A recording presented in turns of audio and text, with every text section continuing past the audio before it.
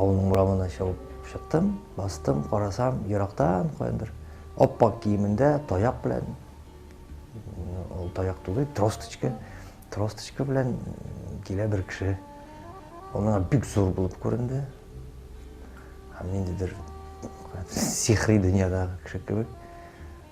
Мен қорықтым, кері жауап кірдім. Шуннан соң аңлашылды бұл әти екенлігі. Менә шундай фрагмент хатирелер бар. Бик интеллигент, бик білімлі. Аннан аның қияфәті бик олы иде. Безне оқытқанда бір қарт шикелле иде инде ул. Әүләп қарасаң, ул вакытта аңа кайдыр 40 яшь, 40 ничә булган. Һәр нәрсә өчен бөтен күзәнәгеннән уздырып борчыла белә торган кеше булгандыр ул. Аның күз карашлары кайвакыт шундый тирән, бөтен кешелекнең моңзарын җыйган, аның проблемасын җыйган кеше шикелле шундый тирән карый иде. Әмма үзе барыбер да бик шаян, шукта була белә. Исәнмесез?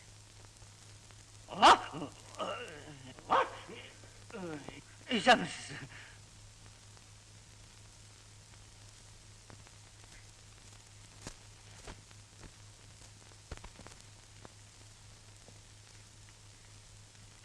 Мен sizni bilem.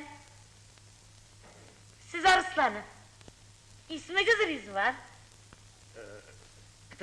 Точно.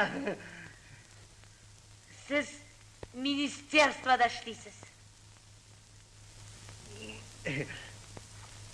Хайе. Табиға шундый тик алама киемнәр киеп уйнарга туры килә.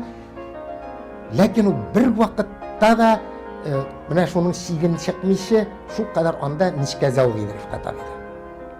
Ул шапшак эшләмәдер ул бер кайсы.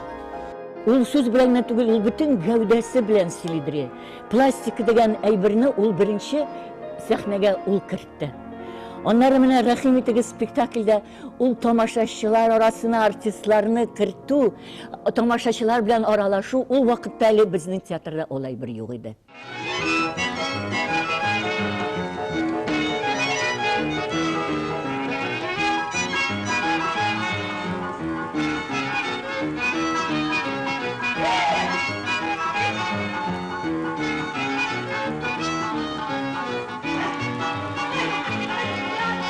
Ул бит банкротта Сиражетдин уйнады. Унда икенче каттан балконнардан сикереп төшә торган урыннары бар иде. Эдуард де Филиппо Италия әсәрендә бер көнче ирне уйнады ул, Никола.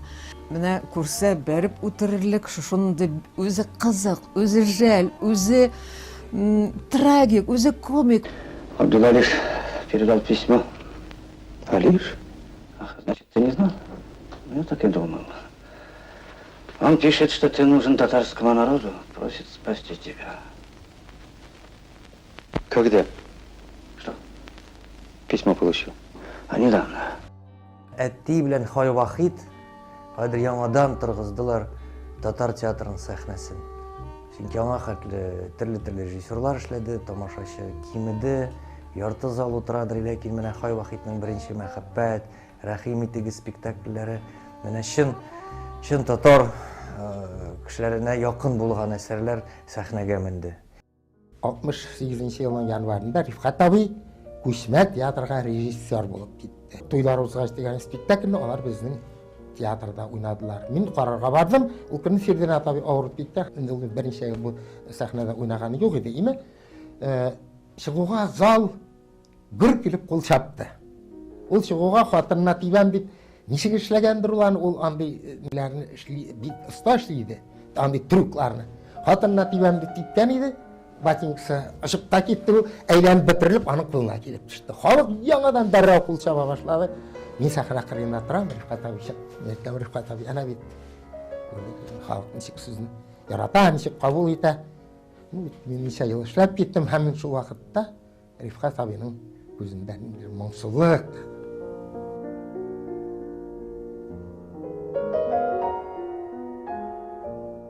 Ул үз кадерен белә иде.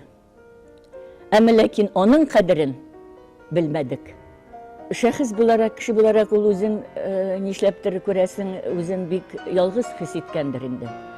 Иҗат кешеләре алар гомумән ничектер ялгыз булалар. Ул вакытта янында ниндидер фикердәше, ярдәм итүче кеше булмаса, ул кеше әлбәттә югала. Әти белән мин аралашам, менә шул еллар аша аралашам, аңа кадәр мөрәҗәгать итәм. Әлбәттә, менә ул исән булса, миңа бик кызык булыр. Ул ничегрәк карар иде икән, минем хәзерге иҗатыма ничек карар иде. Кызык булыр.